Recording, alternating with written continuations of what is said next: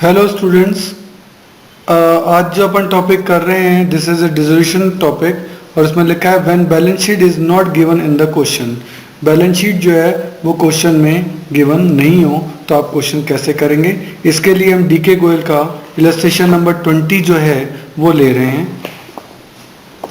देखिए illustration number 20 में क्या कहा है। इस क्वेश्चन में देखिए बैलेंस शीट गिवन नहीं है लेकिन डिटेल्स आपको गिवन है, तो इन डिटेल्स को देखते हुए जो है वो अपन क्वेश्चन जो है वो करेंगे। देखते हैं। तो एक बैलेंस शीट जो है वो आपको यहां बनानी पड़ेगी।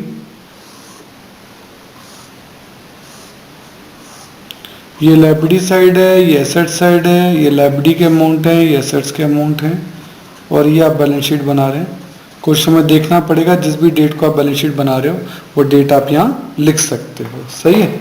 अब क्वेश्चन में क्या कहते हैं देखो, A and B who were sharing profit and losses in the ratio of 60 and 40, ठीक है, decided to dissolve the firm on 31 March 2015।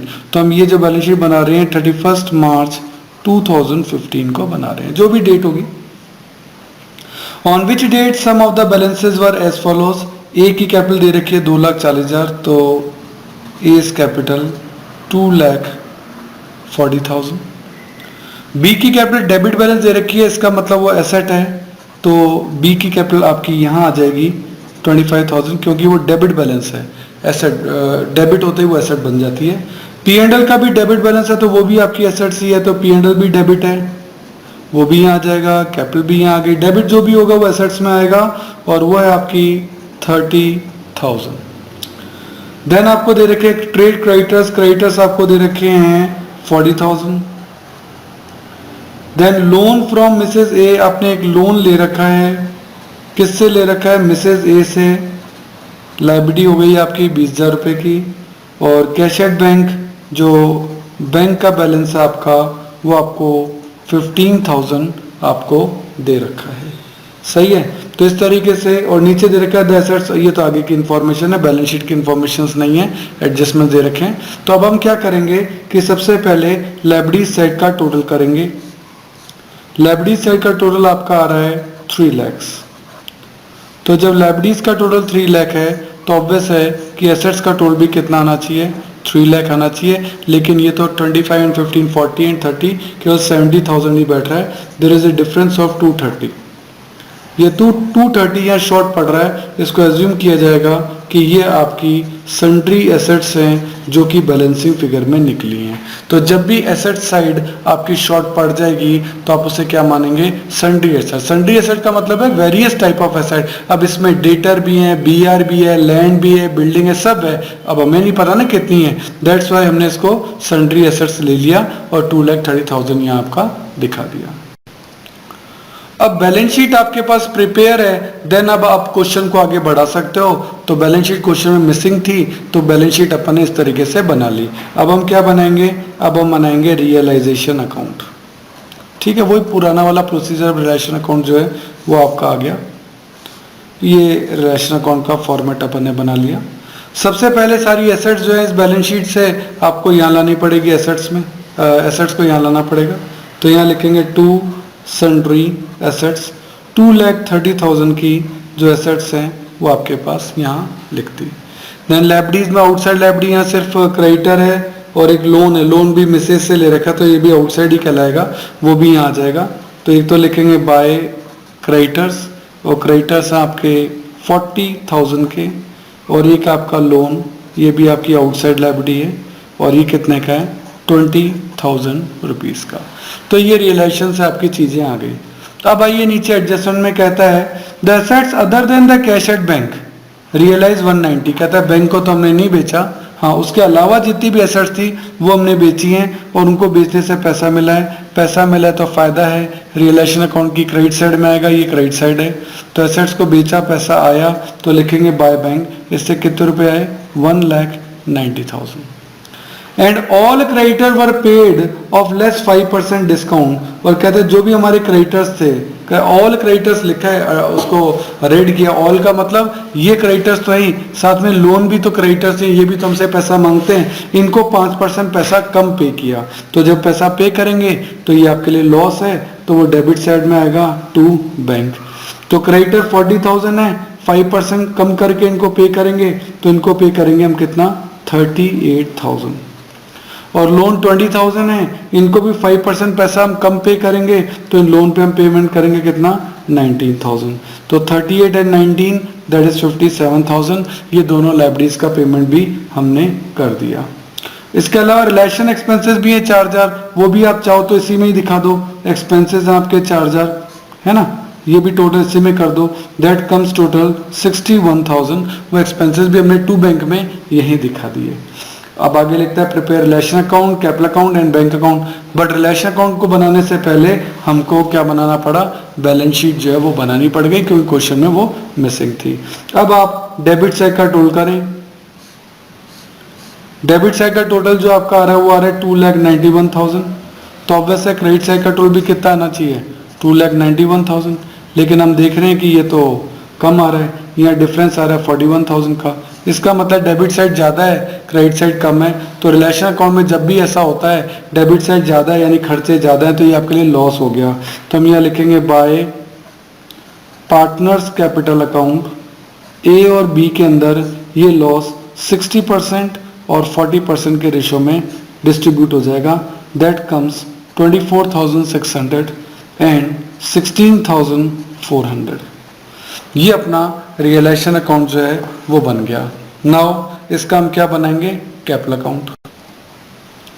तो अब हम पार्टनर का कैपिटल अकाउंट जो है बना रहे हैं। दो पार्टनर है आपके ए और बी, तो दोनों तरफ दो दो कॉलम जो है वो आपके आ जाएंगे ए और बी के लिए, ठीक है ना।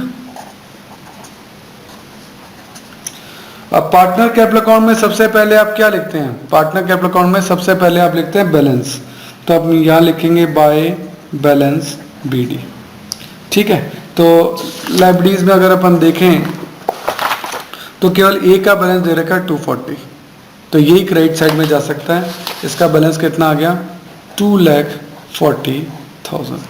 अब जो बी का जो बैलेंस है वो यहाँ लाइबिलिटी में नहीं लिखा, वो एसेट्स में लिखा है, क्योंकि वो डेबिट बैलेंस था 25,000, 25,000 रुपये आपको दे रखा है। तो बी का बैलेंस डेबिट साइड में आएगा, क्योंकि वो एसेट्स में दे रखा है, डेबिट बैलेंस है, टू बैलेंस बीडी 25,000, ठीक है। ये अपन ने बैलेंसेस लिख दिए। अब हमें ये देखना है कि पार्टनर कैपिटल का यूज और कहाँ कहाँ आएगा। तो एसेट्स में ही आपको एक लॉस दे रखा है P&L के नाम से, ये रहा P&L आपको दे रखा है। ये आपका डेबिट है कितने रुपए 30,000, तो ये लॉस भी आपको डिस्ट्रीब्यूट करना है। तो ये P&L का जो लॉस है वो पार्टनर कैपिटल अकाउंट की डेबिट साइड में आ जाएगा। टू P&L लॉस है, वही रेशियो 60-40 का आपका प्रॉफिट शेयरिंग रेशियो जो है वो आपको दे रखा है। तो ये आपका आ जाएगा 18,000 एंड 12,000, सही है। ये आपके लिए लॉस है, तो पार्टनर कैपिटल अकाउंट की डेबिट साइड में आ गया। इसके अलावा भी देखो आपको रियलाइजेशन से भी लॉस हुआ है, देखो ये आपका रिलेशन अकाउंट है, इससे भी आप जो हुआ आपको ये लॉस है। इस लॉस को भी, क्योंकि यहाँ लिखा है बाय पार्टनर कैपिटल, तो पार्टनर कैपिटल में क्या लिखेंगे टू रिलेशन, तो लिखेंगे टू रियलाइजेशन। ये भी आपके लिए लॉस है, और ये है 24,600 एंड 16,400, सही है। अब और कुछ क्वेश्चन में दे नहीं रखा है, तो अब हमें दोनों साइडें जो है बराबर करनी पड़ेंगी। तो देखते हैं दोनों साइडें इक्वल कैसे होंगी।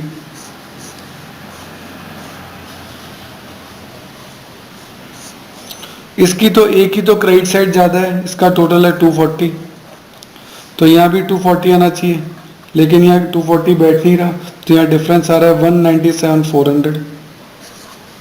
इसको हम लिखेंगे टू बैंक। फाइनल सेटलमेंट हो गया, फाइनल पेमेंट हो गया कि हाँ भाई इस पार्टनर को इतना पे करना है, फर्म डिसॉल्व हो गई है। और इसकी डेबिट साइड ज़्यादा है, दैट इज 53,400, क्रेडिट में तो कुछ है ही नहीं, तो बैलेंसिंग फिगर में निकलेगा 53,400। क्या लिखेंगे बाय बैंक, ये पैसा लेकर आएगा, ठीक है। तो ये ब्रॉट इन है और ये पेड है, ये ब्रॉट इन है, पैसा लेकर आया और ये इसने निकाल लिया। अब लास्ट अकाउंट अपना जो बनेगा वो बैंक अकाउंट बनेगा। रियलाइजेशन में सबसे आखिरी अकाउंट बैंक अकाउंट बनता है और बैंक अकाउंट की दोनों साइड इक्वल आ जाएं, इसका मतलब आपका आंसर सही है। तो अब देखो, सबसे पहले बैलेंस शीट में बैंक का बैलेंस देखना चाहिए और बैंक का बैलेंस आपका वहाँ था 15,000। ये बैलेंस शीट थी, बैलेंस शीट के अंदर 15,000। तो ये एसेट्स में दे रखा था, डेबिट बैलेंस हो गया। To balance BD that is 15,000। सही। इसके अलावा बैंक के ट्रांजैक्शन और कहाँ है? बैलेंस शीट में तो और कुछ है नहीं।